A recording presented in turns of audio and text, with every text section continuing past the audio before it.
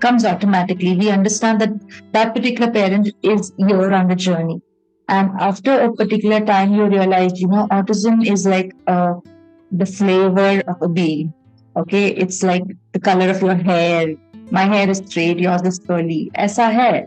And the more you accept a child, okay, and you tune into that child, you would see reasons why you want to progress on the journey. You would not look for external things. Ki, mere bachche ko 10 on 10 mila, 50 on 50 mila. That does not matter. What you will realize is when you see the child enjoying, when you see the child sitting with you and doing what you expect them to do, when you see the child progressing from this particular, maybe when you start teaching a child reading, you're doing CVC words, then you move to blends, and then suddenly your child is reading.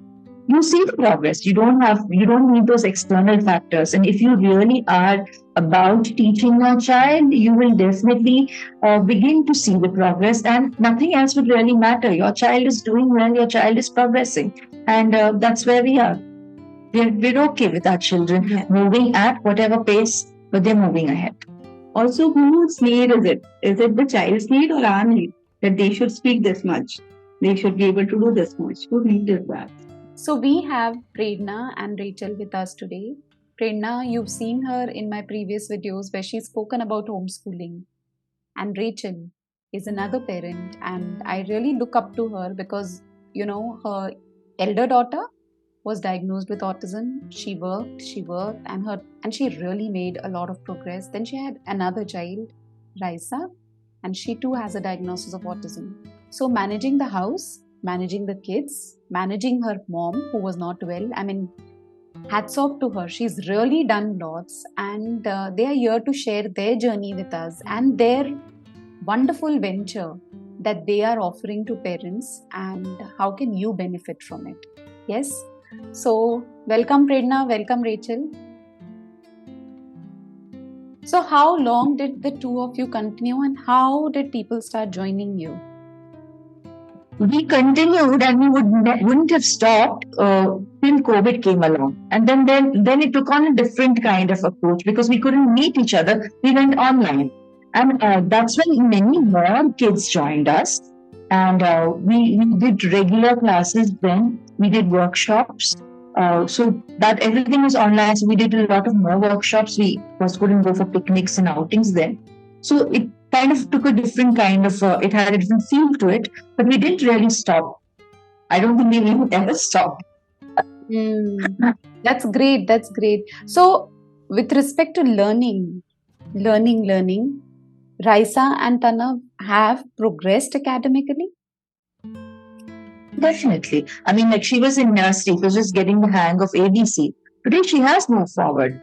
Okay, there are times when there is a little bit of hesitancy. We have behavioral issues. There's a lot that has happened between the past 2 years in terms of being able to access therapies and stuff like that. So we've had difficulties, but nevertheless, progress has always been consistent. The understanding has grown. The kind of topics that we're taking up, it is advanced. So they're definitely in progress. So if I would ask you then, if I see Tanav and Raisa and if I see them going ahead, like when do we know that this learning is complete and what topics to focus on?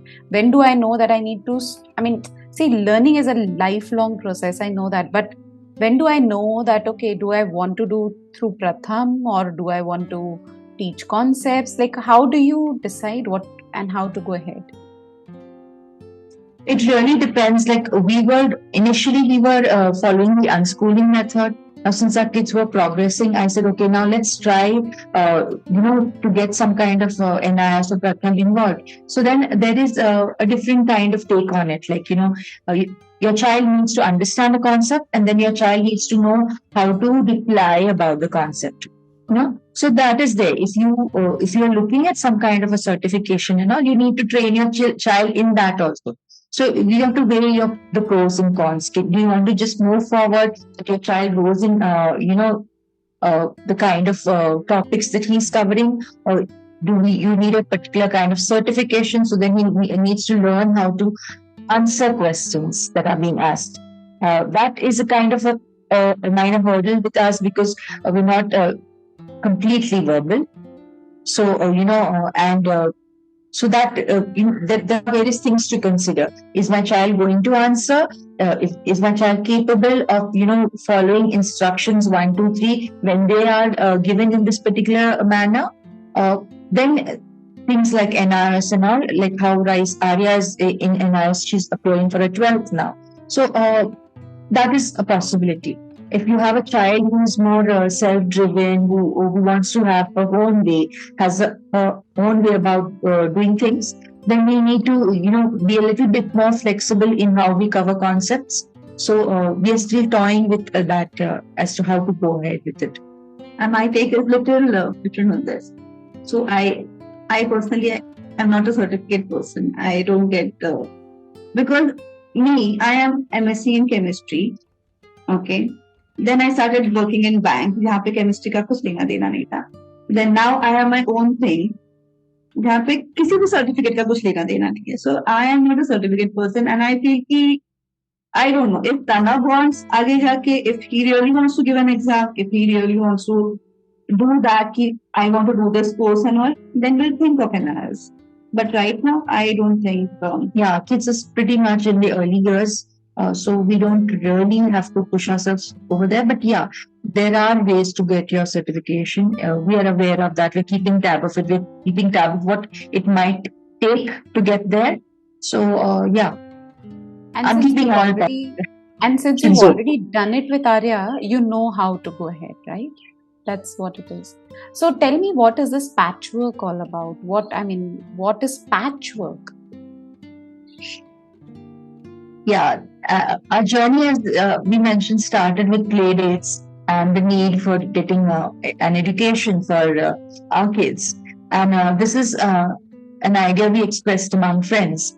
And somewhere in during the lockdown, we with the course, we enrolled into an entrepreneurial course with IIM, and we were actually told to conceptualize whatever we were doing and come up with a name and stuff like that. And out of the blue, we thought of Patchwork because here we were a group of women, not little girls or anything, but we had a past behind us. We had our education, we had our experience, and it was very different. MSc psychology, someone was from advertising, someone was from engineering, and we had come together, and we felt that in spite of our differences, we fit so well together. And it was like a patchwork of skills and experiences that we had put together. And that is what we wanted. That was what we were about, how we wanted to bring our skills together so that someday, as and when our child needs a particular kind of skill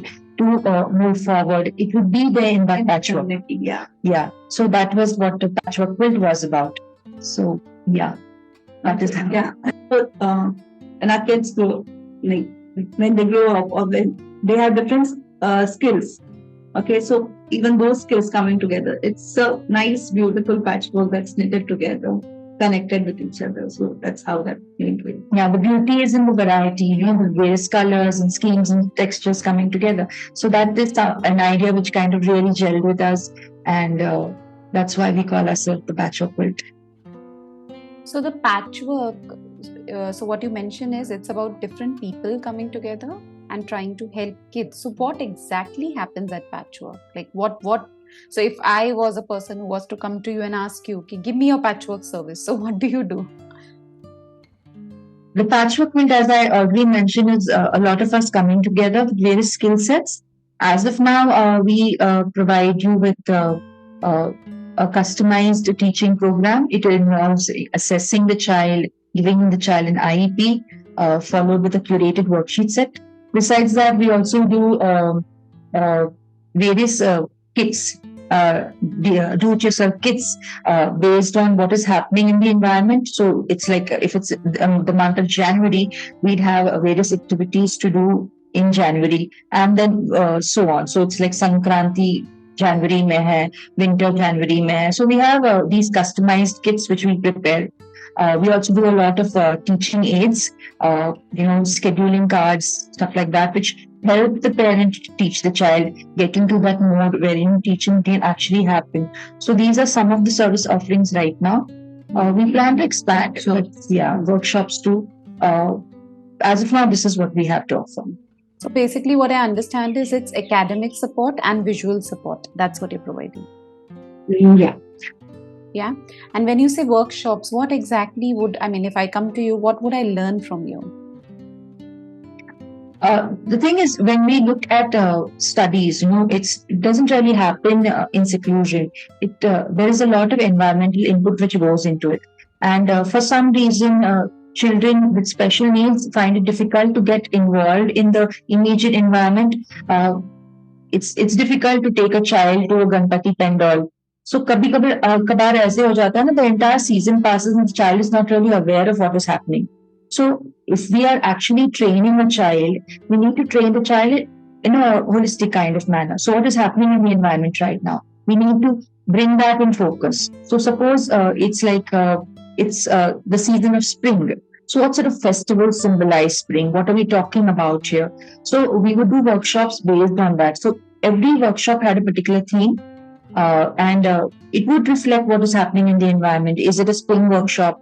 How Easter is connected to spring? As we progress into May, what is there? Is there some special day which has been allocated in this particular month? And for what reason? Is it family day? Then we stress on family more things. Is it about blood donation, or is it about saving the environment? So all these workshops have a particular theme, and then we would do a story and an activity, so that the child actually gets the message. In terms of festivals, there was dancing and there were games. So every workshop was unique. It would have a theme, but it is the basic reason we did it is so that the child experiences that particular event. So the workshop is learning. The child doesn't feel that they're teaching me. It's like parent having fun with the child. It's basically whatever that you wanted to give to Raisa and Tanav, and what you felt has helped is what you want for every other child now. That's what it is. Yeah. Great. So, I mean, if a parent wants those worksheets and if they want to learn more, can we have something like a masterclass, and where we can do like a 3-day training, a free masterclass where anyone can attend? We can register and they can attend, they can learn more on what it is. Would you be open to something of that sort?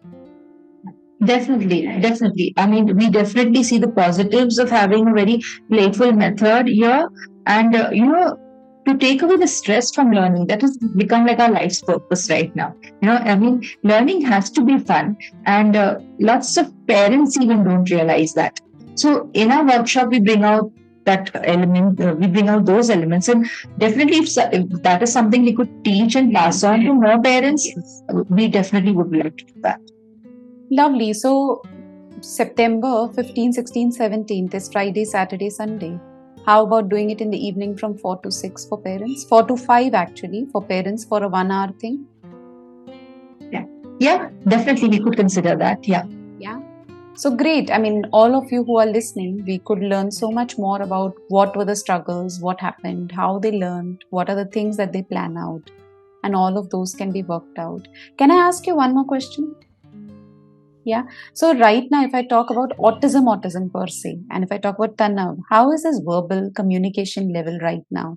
How is Raisa's communication level right now?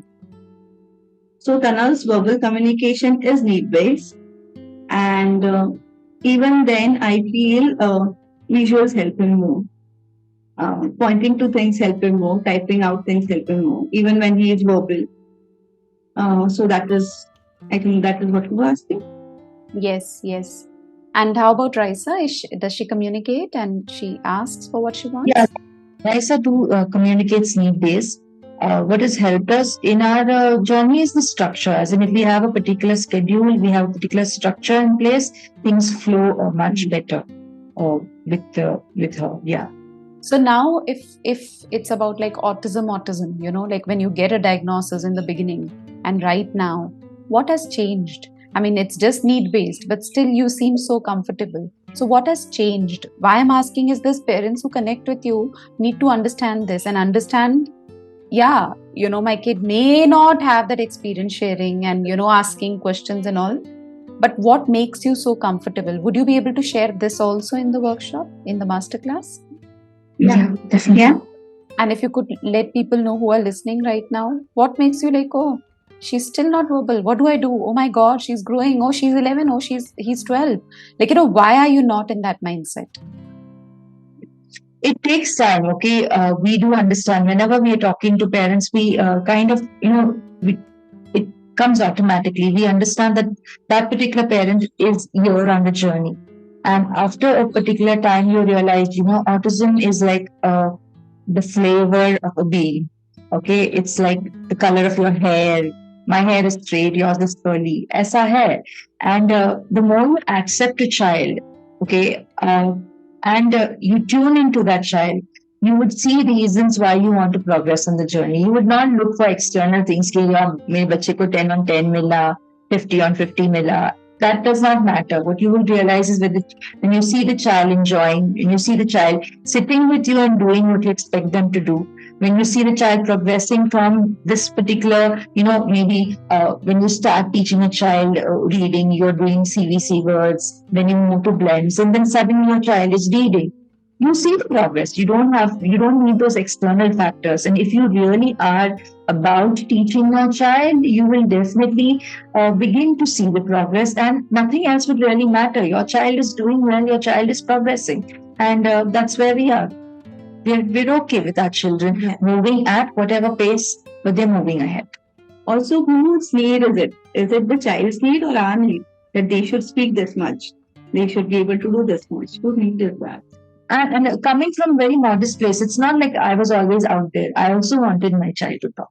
I also wanted to have those long conversations. Even now, when I hear little children going put and saying, "What about this? What about that?" And I'm like, too much, And yeah, we do miss it. I'll be very honest. I miss those conversations. I still hope that someday my daughter will open up and really, really talk to me. But till she chooses to, we take what we get.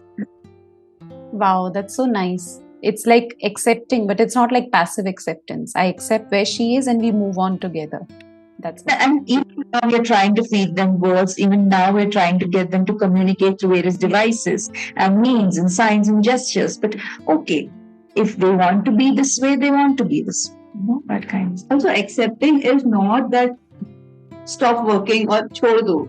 No, okay, इनके साथ तो कुछ नहीं है. That is not acceptance. Acceptance is my child is like this.